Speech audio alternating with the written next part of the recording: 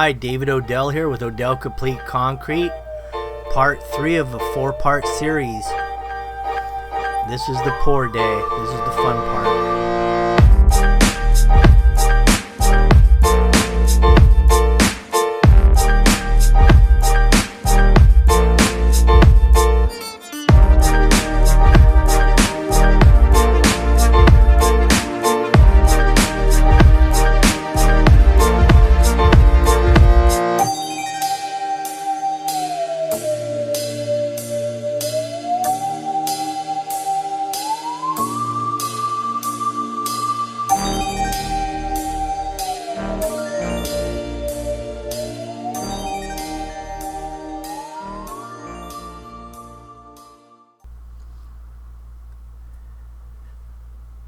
Now we're using a 2500 psi pea gravel mix.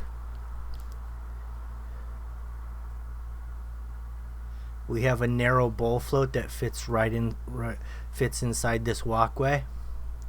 We're right at the bottom of that gate, so we have to swing that a few times just to make sure that it clears.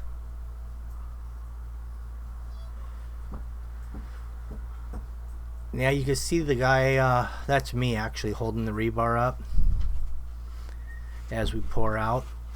We have dobies as well, but every now and then you have to make sure that all the rebar's up. So it's good to have someone manning that rebar as you pour out, just holding it in place.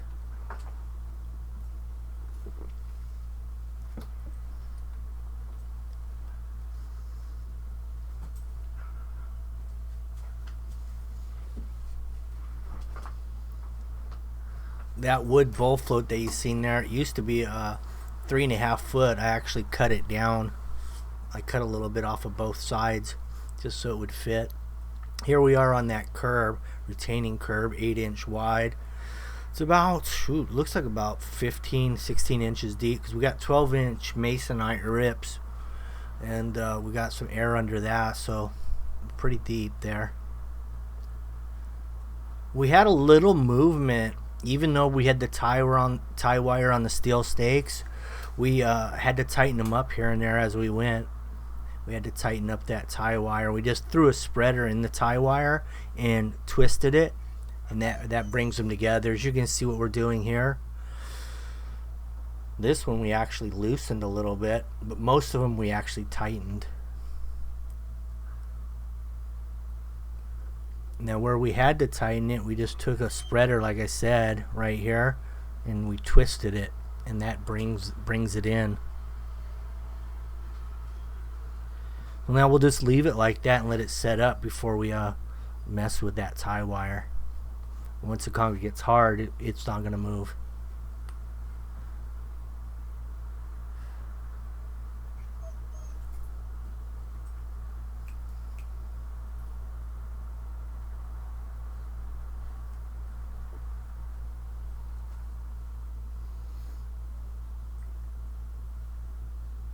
Really tough rotting concrete on the side of a house in a narrow area like this with area drains. A lot of it has to be done off the knee boards when the concrete gets a little tighter.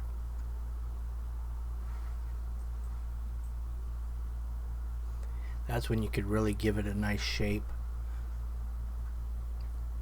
Now here's a couple spots here on this radius where my stakes were a little bit further than 12 inches apart, so I had to throw a couple uprights. See those 2x4s? I probably had to bring it in about, it wasn't much, but you could see it. At least I could. So I brought it in about a 1/2 inch in a couple spots. Now here's where I just rolled it down to match the driveway height. As if you would have just squared it off there and it was above the driveway, it could be a trip hazard.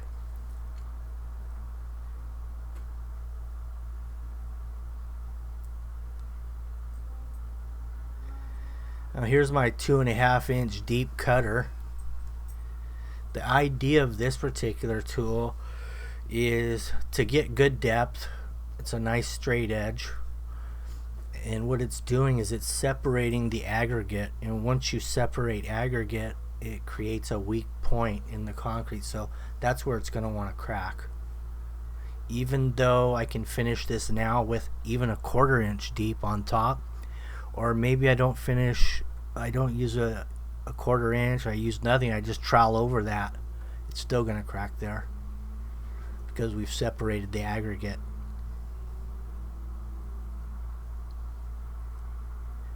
Wow, look at all those ants on there. I didn't notice that before. Looks like we disturbed some ants' homes there.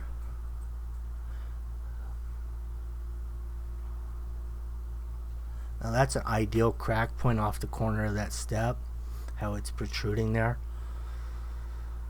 Now right here where it's touching the house, so it's kind of bound in between the corner of the step and the house, it's a good crack point. Center of radius area, that's a good crack point. It's not necessarily spacing a lot of times when you're doing crack control. It's about where you think it's going to crack and where it typically cracks. Now we're just using that 6-foot level there to hold that gate open because it has a tendency to want to close, which is a good thing. If you forget to close the gate, it'll just automatically close for you there. So that means it's not hung it's hung so it swings closed every time.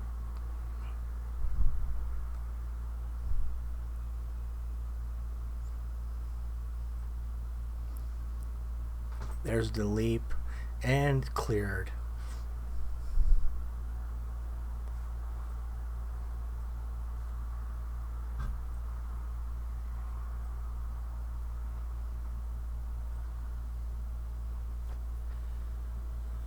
This particular joiner here, this walking joiner, is a 3/4 deep with a 1/2 inch radius.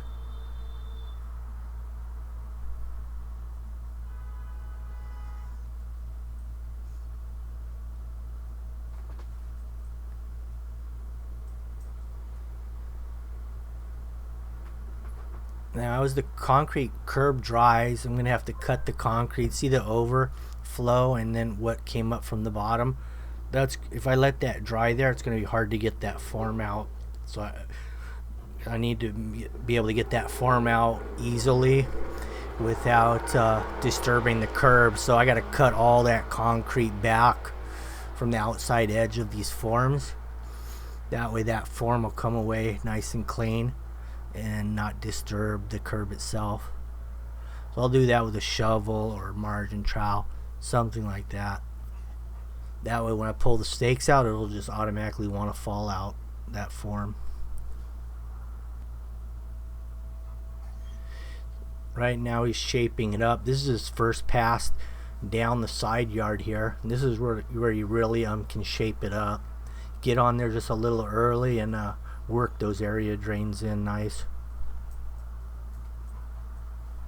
Now we've pulled the mason off the face of this, and you can see how smooth it left it. I'm not even running a hand float on this. I'm just buttering it up. Actually, I used a different concrete company on this particular pour, and there wasn't a whole lot of cream in it, so it was very difficult actually to butter this face up. Really sandy, kind of gritty. So that makes a big difference when you're doing concrete work, the quality of the concrete.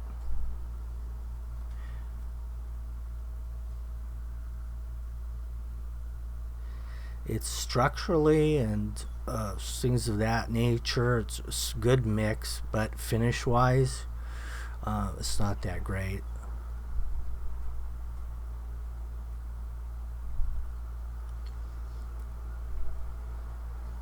This kind of concrete is probably something you'd probably say, well, this what I'd want to use on something more of a structural setting, like a foundation.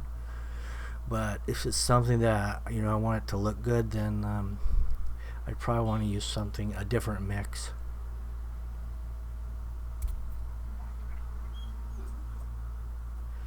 But I was able to make it work. I just had to work harder, basically, is what it boils down to.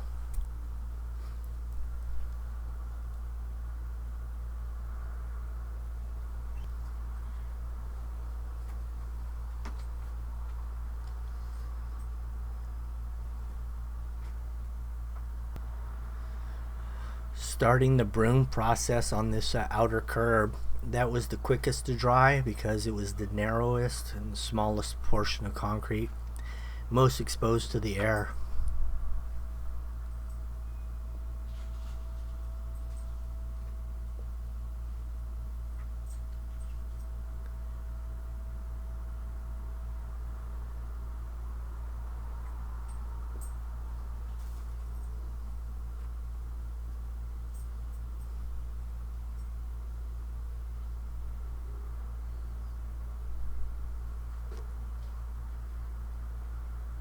So I took a couple swipes with the broom. It looked a little bit rough to me, so I had to wait. So I troweled out the broom marks, and then we're gonna re-broom it again.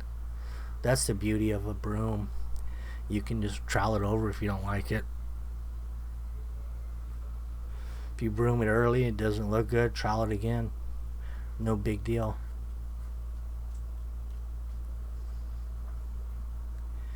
But it's difficult if you broom it late. Now if you broom it late, there's not a whole lot you can do. You're kind of just stuck.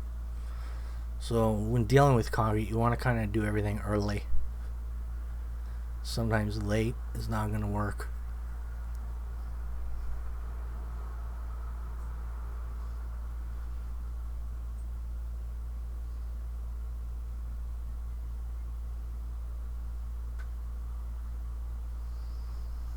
Now this is the second pass on the side yard.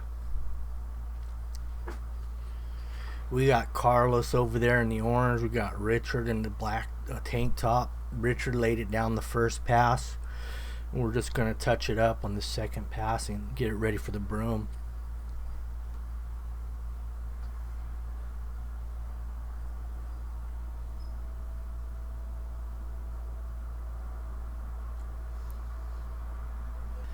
Now we're going to broom this side yard off of the wall, and that's when you bring the youngsters in to climb the walls.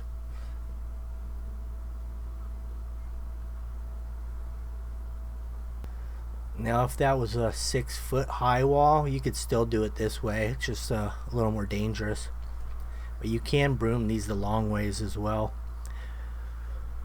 off your knee boards. Here's your second day. We're starting to wet down the concrete so it'll cure out good.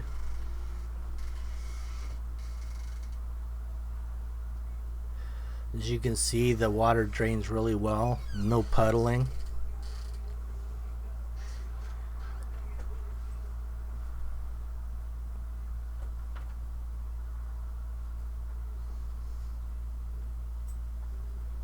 A little side yard fence there. You could throw a couple of hinges on that and make it a gate. There's your artificial turf, which we're going to show the actual install in the next part, which will be part 4. Now this cleaned up really nice, as you can see here, and the potential's looking really good. It's just a matter of the planting. Now the homeowner's going to do that. They have all the plants in the backyard. It's just a matter of putting them in the right places.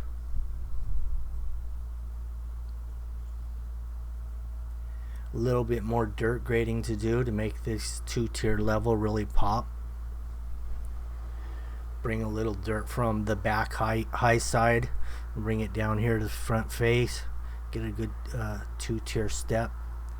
Anyway, thanks for watching. Have a good day, and if you want to see part 4 when I upload it, hit the subscribe and hit the little bell next to the subscribe. That way you'll get a notification as soon as I upload it, and then you'll be able to see part 4 and wrap this particular job up. Thank you. Have a good one.